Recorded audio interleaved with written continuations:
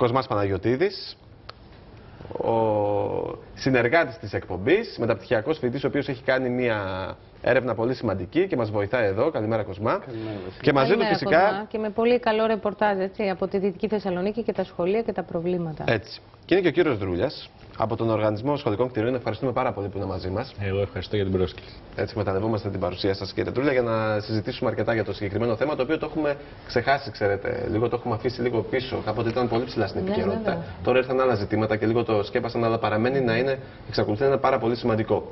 Πριν αρχίσουμε τη συζήτηση, να παρακολουθήσουμε το ρεπορτάζ που έχει ετοιμάσει ο Κοσμάς και αμέσως μετά θα δούμε περισσότερα. Για να δούμε εικόνες από τα σχολεία στη Δυτική Θεσσαλονίκη. Αίθουσες γεμάτες από παιδιά και χώροι που δεν είναι κατάλληλοι για διδασκαλία είναι η πραγματικότητα που αντιμετωπίζουν καθημερινά μαθητές και γονείς στο Δήμο Παύλου Μελά. Τα προβλήματα στέγασης για τα παιδιά στο δημοτικό σχολείο είναι αρκετά μεγάλα. Οι αίθουσες είναι γεμάτες εισαγωγικά από παιδιά, τα οποία θα έπρεπε καλύτερα να γίνουν περισσότερα δημοτικά σχολεία, ώστε έτσι να μπορούν και τα παιδιά να είναι λιγότερα σε κάθε τάξη, οπότε και το εκπαιδευτικό κομμάτι των δασκάλων να είναι καλύτερο ως προς αυτά. Υπάρχουν κάποιες αίθουσες που, ας πούμε, βαφτίζονται αίθουσες?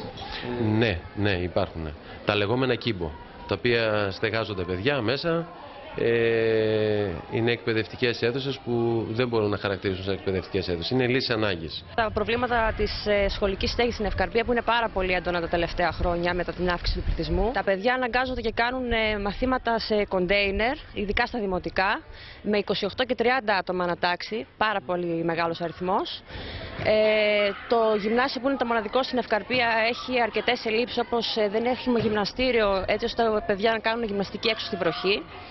Και το πολύ μεγάλο θέμα για μας είναι η έλλειψη ηλικίου στην περιοχή, με αποτέλεσμα 200 και παραπάνω παιδιά να μεταφέρονται κάθε μέρα στο Λύκειο της Πολύχνης. Έχουμε χρησιμοποιήσει και βοηθητικές αίθουσες πέρσι, οι οποίες είναι πάρα πολύ μικρότερες σε τετραγωνικά μέτρα, και τις έχουμε κάνει αίθουσες διδασκαλίας. Ο αριθμός των σχολικών μονάδων δεν εξυπηρετεί τις ανάγκες του συνόλου των μαθητών, με αποτέλεσμα σε κάποια σχολεία οι μαθητές να στριμώχνονται στις αίθουσες, ενώ κάποια άλλα όπου το πρόβλημα είναι πιο έντονο να λειτουργούν αναγκαστικά σε βάρδια πρωί-απόγευμα. Το σχολείο μας φυσικά είναι από τα λίγα της Θεσσαλονίκης που είναι δουλεύει σε ένα αλλασσόμενο κύκλο.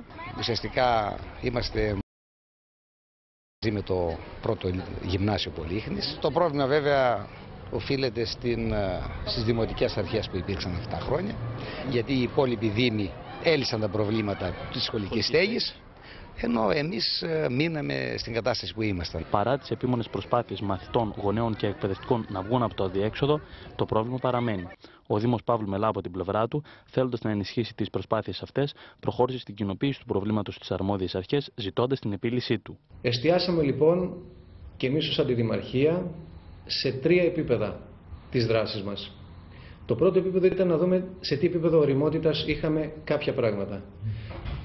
Το δεύτερο επίπεδο ήταν να δούμε εκεί που είχαμε δικά μας οικόπεδα να προχωρήσουμε μελέτες, και στο τρίτο επίπεδο ήταν τα οικόπεδα τα οποία είχαμε μέσω του σχεδίου πόλης χαρακτηρισμένα για σχολική στέγη να απαλωτριωθούν, δηλαδή να αποκτηθούν από την πλευρά του Δήμου, για να προχωρήσουμε μετά τις μελέτες και να κάνουμε ανάλογα τις ενέργειές μας.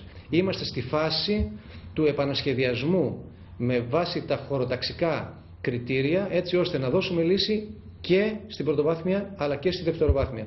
Το πρωτεύον είναι τα παιδιά να πάνε σε πρωινό κύκλο. Βέβαια, θα γνωρίζετε ότι το πρόγραμμα των ΣΔΙΤ, το οποίο ήταν ενταγμένα τα 3 λύκεια του Δήμου Παύλου Μελά, το Λύκειο Ευκαρπίας, το 1ο και 3ο Λύκειο Πολύχνης και το 4ο Δημοτικό Ευκαρπίας, έχουν καθυστερήσει, έχουν κολλήσει εδώ και 6 χρόνια. Θα πρέπει να δώσουν μεγαλύτερη βαρύτητα στην παιδεία. Και παιδεία χωρίς σχολικές αίθουσες δεν μπορεί να υπάρξει. Δυστυχώς. Τα μέτρα που έχουν πάρθει έως σήμερα δίνουν μόνο προσωρινή λύση. Γραφειοκρατικά κολλήματα και η υλπής χρηματοδότηση καθυστερούν την οριστική αντιμετώπιση των προβλημάτων σχολικής στέγης στο Δήμο Παύλου Μελά, εντείνοντας την ταλαιπωρία των μαθητών της περιοχής. Δήμο Παύλου Μελά, λοιπόν, μια τεράστια περιοχή στη Δυτική Θεσσαλονίκη με πολλά προβλήματα, που βέβαια τα προβλήματα στα σχολεία δεν είναι μόνο εκεί, σε ολόκληρη τη Θεσσαλονίκη, στην Αττική θα τα συζητήσουμε. Σε ολόκληρη την Ελλάδα. Τώρα, σε ολόκληρη την Ελλάδα, βέβαια. Ωστόσο, νομίζω είναι χαρακτηριστικό το παράδειγμα, έτσι, που πιάστηκε ο Κοσμάς και αναφέρει και στο ρεπορτάζ και έχει και περισσότερα στοιχεία να μας δώσει για να καταλάβουμε λίγο το τι συμβαίνει. Και πώς ζουν και οι μαθητές, Κοσμά. Βεβαίως. Ο Δήμος Παύλου Μελά, μετά από την έρευνα που κάναμε, Βρήκαμε ότι είναι ένας δήμος όπου αντιμετωπίζει ιδιαίτερα προβλήματα αναφορικά με τη σχολική στέγη. Ειδικά έχουμε ετοιμάσει και κάποιες κάρτες για να δείξουμε ποια είναι η κατάσταση. Το πρόβλημα εστιάζεται κυρίως στα δημοτικά διαμερίσματα της Ευκαρπίας και της Πολύχνης. Εκεί είναι το σημαντικότερο πρόβλημα. Στο δημοτικό διαμέρισμα της Ευκαρπίας υπάρχουν 5 δημοτικά με 1.141 μαθητές οι οποίοι χωρίζονται σε 62 τμήματα. Υπάρχει μόλις ένα γυμνάσιο με 432 μαθητές οι οποίοι χωρίζονται σε 17 τμήματα. Ένα γυμνάσιο με 432 μαθητές, το βλέπουμε τώρα. Και κανένα μέχρι στιγμής λύκειο. Δεν υπάρχει λύκειο. Όχι. Συνεπώς το πρόβλημα που παρατηρούμε και οφείλουμε να το αναδείξουμε είναι αυτό. Δεδομένου φυσικά ότι το δημοτικό διαμέρισμα Ευκαρπίας είναι ένα δημοτικό διαμέρισμα το οποίο πυκνοκατοικήθηκε σε πολύ μικρό χρονικό διάστημα. Έχει εντοπίσει περιοχές όπου έχει αλλάξει ο πληθυσμός τους δραματικά το τελευταίο διάστημα. Πάρα πολύ μεγάλες αλλαγές. Σύμφωνα και με την τελευταία απογραφή που έγινε, η Ευκαρπία έχει περίπου 15.000 κατοίκους αυτή τη στιγμή. Όπως αντίστοιχα και σε άλλες περιοχές, βέβαια και στην Περαία, όπου υπήρχε επέκταση και ανοικοδόμηση, υπήρχαν τα αντίστοιχα προβλήματα ότι δεν υπήρχαν σχολεία να καλυφθούν. Άρα αλλάζουν τα δεδομένα, αλλάζουν και οι ανάγκες. Αλλάζουν και οι ανάγκες, φυσικά. Γιατί αυτή τη στιγμή τα παιδιά που τελειώνουν την τρίτη γυμνασίου, λόγω της έλλειψης λυκείου, αναγκάζονται να συνεχίσουν σε λύκειο της Πολύχνης. Ακριβώς. Πράγμα που έρχεται να εντείνει τα προβλήματα που ήδη υπάρχουν στην Πολύχνη. Διότι στην Πολύχνη, η Πολύχνη είναι ένα επίσης δημοτικό διαμέρισμα, το οποίο έχει το μεγαλύτερο ποσοστό διπλοβάρδιας σε ολόκληρη την Ελλάδα, στο προδομικό συγκρότημα της Θεσσαλονίκης. Ναι, έχουμε ετοιμάσει επίσης μια κάρτα για την Πολύχνη, αν μπορούμε να την δούμε. Έχει 11 δημοτικά με 2.525 μαθητές, 4 γυμνάσια με 930 μαθητές και 3 ενιαία λύκεια με 727 μαθητές. Το πρόβλημα εστιάζεται κυρίως στη δευτεροβάθμια εκπαίδευση. Δηλαδή, μετά από κάποιες ενέργειες που έγιναν, δηλαδή με την ανέγερση 4 νέων σχολείων, είτε έγιναν κάποιες ενέργειες, αυτό δεν μπορούμε να το κρύψουμε, έχει λυθεί το πρόβλημα, ας πούμε, εν μέρη. Δηλαδή, έχει λυθεί το πρόβλημα σε επίπεδο νηπιαγωγείων και δημοτικών. Το πρόβλημα παραμένει σε γυμνάσια και λύκεια. Διπλοβάρδια υπάρχει. Διπλοβάρδια υπάρχει βεβαίως. Από τα 4 γυμνάσια που υπάρχουν αυτή τη στιγμή στην Πολύχνη, τα 2 λειτουργούν σε εναλλασσόμενο κύκλο, όπως τα λέγαμε αλλιώς, και από τα 3 ενιαία λύκεια, τα 2 λειτουργούν ακόμα σε εναλλασσόμενο κύκλο. Είχαμε πει ότι πρέπει να πάψει να υπάρχει, έτσι. Κύριε Γκρούλια, τώρα είναι ένα πρώτο σχόλιο. Γι' αυτό εδώ εμάς στην Πολύχνη, η περιοχή μας στη Δυτική Θεσσαλονίκη, έχει τα πιο αυξημένα ποσοστά διπλοβάρδιας. Αντίστοιχα προβλήματα σε άλλες περιοχές και στην Αττική. Δηλαδή αυτή η εικόνα υπάρχει, είναι μια συχνή εικόνα καθημερινή. Είναι γεγονός ότι το μεγαλύτερο ποσοστό διπλοβάρδιας σε όλη την Ελλάδα υπήρχε στην ευρύτερη περιοχή της Θεσσαλονίκης. Το 2005 ήταν σε ποσοστό 21%, ξεπερνούσε το 20%. Αυτή τη στιγμή έχει ήδη μειωθεί αισθητά, βρίσκεται στο 7%. Και με το σχεδιασμό που έχουμε, γιατί καταλαβαίνετε το να κατασκευαστεί ένα καινούριο σχολείο απαιτεί ένα σχεδιασμό, πρέπει να γίνουν μελέτες, πρέπει αρχικά να απαλωτριωθεί το οικόπεδο. Αυτή είναι μια μακροχρόνια διαδικασία. Με το σχεδιασμό που έχουμε ήδη ξεκινήσει την τελευταία τριετία και υλοποιείται, χθες ήμασταν στην ευχάριστη θέση με τον κύριο Σιμόπουλο, τον Γενικό Γραμματέα Δημοσίων Έργων, να εξαγγείλουμε τη δημοπράτηση 14 νέων σχολείων. Συνολικά θα κατασκευαστούν μέχρι το 2015. Μέχρι το 2015, συγγνώμη. 30 καινούργια σχολεία. Δίνουμε πολύ μεγάλη έμφαση στις δυτικές συνοικίες. Τα 22 από αυτά είναι στις δυτικές συνοικίες. Και τελικά εκεί εντοπίζεται το πρόβλημα. Στο Δήμο του Παύλου Μελά είναι τα περισσότερα, είναι 7. 6 είναι στο Δήμο των Αμπελοκήπων Μενεμένης, που και εκεί υπάρχουν πολύ σημαντικά προβλήματα.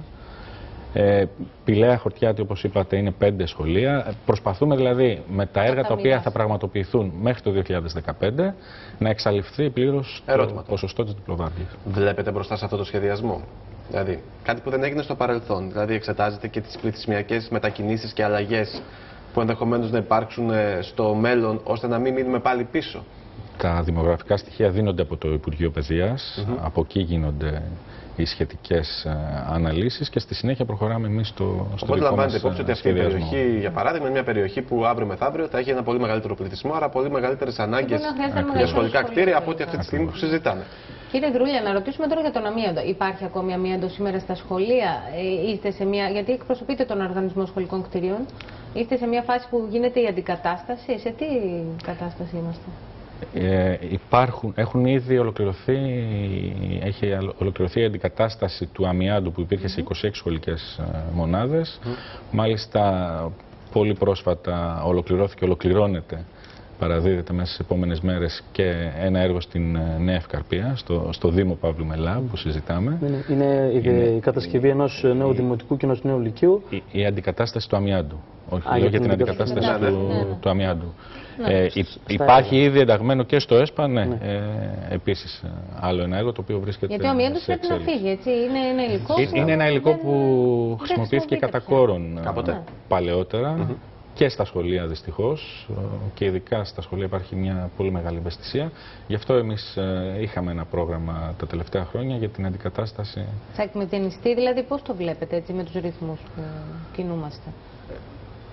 Όπου υπάρχουν τα αντίστοιχα αιτήματα από τους Δήμους, εμείς προχωράμε και κάνουμε τα έργα αντικατάστασης. Λοιπόν, όταν μιλάμε για κατασκευές σχολικών κτηρίων, μιλάμε και για χρήματα από πίσω, δεν γίνονται έτσι τσάμπα. Οπότε υπάρχει ένα θέμα αυτή την εποχή που η οικονομική κρίση είναι πάνω απ' όλα. Πρέπει να ξέρουμε τι γίνεται. Υπάρχει χρηματοδότηση. Εκμεταλλευόμαστε όλα τα όπλα που έχουμε στα χέρια μας για να προχωρήσουμε και να κάνουμε όσο γίνεται περισσότερα έργα. Τι εικόνα έχουμε? Μιλώντας με την αντιδημαρχία του Δήμου Παύλου Μελά, που είναι αρμόδια για θέματα παιδείας και γενικότερα σχολικής στέγης, αλλά μιλώντας και με άλλους αρμόδιους φορείς, διαπιστώσαμε πως υπάρχουν κάποια έργα, κάποια σχολεία που η ανέγερσή τους έχει προγραμματιστεί, αλλά λόγω οικονομικών ζητημάτων χρηματοδότησης έχει παγώσει, και το σημαντικό είναι ότι δεν είναι μικρό το χρονικό διάστημα για το οποίο έχουν παγώσει. Τώρα, έχουμε αναφορές π.χ. για την κατασκευή ενός νέου κλειστού γυμναστηρίου στην περιοχή της Πολύχνης, που είναι τμήμα της ανακατασκευής ενός πολύ μεγάλου σχολείου. Αυτή η κατάσταση, από τις πληροφορίες μας, προκύπτει ότι είναι εδώ και 5 με 6 χρόνια. Και ο λόγος γίνεται για τη σύμπραξη δημοσίου και ιδιωτικού τομέα.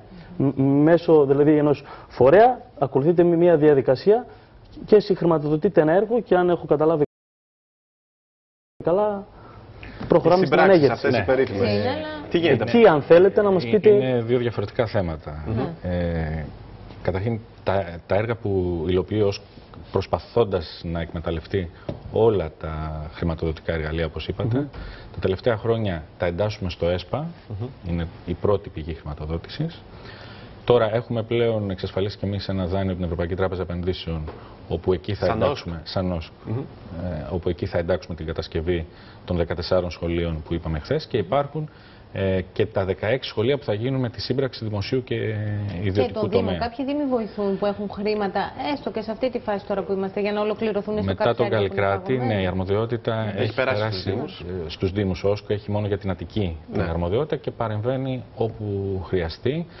Παλαιότερα επιχορηγούσε τις νομαρχίες. Δηλαδή στη Θεσσαλονίκη είχε επιχορηγήσει περίπου 100 εκατομμύρια ευρώ από το 2005 μέχρι το 2009 την νομαρχία για να κατασκευάσει σχολεία. Εκεί υπήρξαν κάποια προβλήματα να μείνουν τα κτίρια χωρίς να ολοκληρωθούν. Αν εκμεταλλευτήκαμε όπως έπρεπε τα χρήματα αυτά και αν προχώρησαν τα έργα όπως έπρεπε να προχωρήσουν. Ναι, θα κάναμε ρεπορτάζ. Αυτό είναι ένα άλλο ζήτημα. Δηλαδή που μπορεί να είχαν χρήματα, πίεζαν λίγο παραπάνω ή χρηματοδοτούσαν και ξεπάγωναν κάποια σχολεία, έτσι, όπου υπήρχε μεγάλο πρόβλημα. Κύριε Δρούλια, να ρωτήσουμε τώρα λίγο κάτι. Αυτό που συζητούσαμε και πριν στο διάλειμμα, ότι φέτος η σχολική χρονιά ξεκίνησε με πολύ σοβαρά προβλήματα για το πετρέλαιο, για τα λειτουργικά έξοδα των σχολείων. Έτσι. Τώρα λοιπόν, αφού είστε εδώ και εκπροσωπείτε και τον ΟΣΚ, τα νέα σχολεία που σχεδιάζετε και αυτά που μας παρουσιάσατε για τη Θεσσαλονίκη και για την υπόλοιπη Ελλάδα, θα είναι λειτουργικά, θα είναι βιοκλιματικά, δηλαδή θα είναι πιο πράσινα, πιο οικολογικά, έτσι ώστε να μην χρειάζεται όλο αυτό το κόστος, το τεράστιο ποσό χρημάτων για να θερμαίνονται κάθε χρόνο για το πετρέλαιο. Ακόμη και κλέβουν πετρέλαιο από σχολεία από τα λεβιτοστάσια, έτσι το βλέπετε κι εσείς, δεν είναι? Όλα τα σχολεία τα οποία μελετώνται από το 2007, έχει ξεκινήσει η μελέτη τους από το 2007 και μετά, είναι βιοκλιματικά, έχουν στοιχεία βιοκλιματικού σχεδιασμού, έχουν τα περισσότερα φωτοβολταϊκά, σκίαστρα που χρειάζεται, είναι προσανατολισμένα έτσι ούτως ώστε να εξοικονομούν περισσότερη ενέργεια. Σταδιακά τα καινούργια σχολεία νομίζω ότι είναι μελετημένα με τέτοιο τρόπο που να αποτελούν παράδειγμα όχι μόνο για την Ελλάδα αλλά για ολόκληρο τον κόσμο, παράδειγμα κτηρίων ενεργειακής και να μην χρειαζόμαστε αναβάθμισης. τόσο πετρέλαιο δηλαδή, έτσι. Εγώ τώρα για να ολοκληρώσουμε Σχολεία που ήδη έχουν συνδεδεθεί με τα φωτοβολταϊκά αυτή τη στιγμή μπορούν και καλύπτουν τα έξοδα της θέρμανσης και έχουν και επιπλέον έσοδα. Άρα υπάρχουν σχολεία που είναι αυτόνομα πλέον, τα καινούργια κτίρια δηλαδή. Πολύ σημαντικό. Ωραία, πολύ Επειδή δεν πήραμε μια απάντηση στο προηγούμενο ερώτημα, έχουμε βρει τελικά τρόπους για να ξεπεράσουμε το οικονομικό πρόβλημα που είναι δεδομένο και πραγματικό, ώστε να ολοκληρώσουμε αυτά που πρέπει να γίνουν και να μην έχουμε τεράστια τουλάχιστον προβλήματα στο κομμάτι που ακούει στο όνομα σχολική Σας είπα, εμείς κάναμε μια τεράστια προσπάθεια να εντάξουμε έργα στο ΕΣΠΑ. Έχουμε εντάξει 80 έργα σε όλη την Ελλάδα. Επομένως έχουν εξασφαλισμένη χρηματοδότηση. Και είναι αρκετά αυτά τα 80? Επιπλέον από αυτά, με το δάνειο από την Ευρωπαϊκή Τράπεζα Επενδύσεων ύψους 200 εκατομμυρίων ευρώ, σας είπα 14 σχολεία στο νομό Θεσσαλονίκης, περίπου 40 εκατομμύρια ευρώ προϋπολογισμό θα υλοποιηθούν με αυτόν τον τρόπο. Έχουμε άλλα 32 σχολεία που θα υλοποιηθούν με τα ΣΔΙΤ, όπως είπαμε προηγουμένως. Προσπαθούμε λοιπόν να εκμεταλλευτούμε όλα τα χρηματοδοτικά εργαλεία. Του χρόνου θα ανοίξει και καινούριο ΕΣΠΑ, καινούριο πρόγραμμα συγχρηματοδοτούμενο από την Ευρωπαϊκή Ένωση και εκεί πιστεύουμε θα μπορούμε να εντάξουμε και επιπλέον σχολεία. Όπως επίσης υπήρχε και το ΕΠΕΡΑ που χρηματοδοτούσε βιοκλιματικά σχολεία και εκεί βιοκλιματικά κτίρια. Και εκεί εντάξαμε άλλα 6 σχολεία. Λοιπόν, Κοσμά, όπως βλέπεις υπάρχει πεδίο, έτσι. Θα θέλω να το ερευνήσεις κάθε τόσο. Να συνεχίζετε. Είναι μια έρευνα που ξεκίνησε από τη Δυτική Θεσσαλονίκη και έχει σκοπό να δει και άλλες περιοχές. Και κάθε χρόνο εντοπίζουμε τα καινούργια στοιχεία και βλέπουμε τι γίνεται. Λοιπόν, ευχαριστούμε πάρα πολύ, κύριε Δρουλιά. Σε ευχαριστούμε και εσένα πάρα πολύ, Κοσμά. Εγώ ευχαριστώ. Να είστε καλά. Και κρατάμε έτσι το καλό αυτό ότι υπάρχουν σχολεία σήμερα αυτόνομα, έτσι, που μόνο με τα φωτοβολταϊκά τουλάχιστον από εδώ και πέρα αυτά που είναι να κατασκευαστούν γίνονται με πολύ σύγχρονο τρόπο.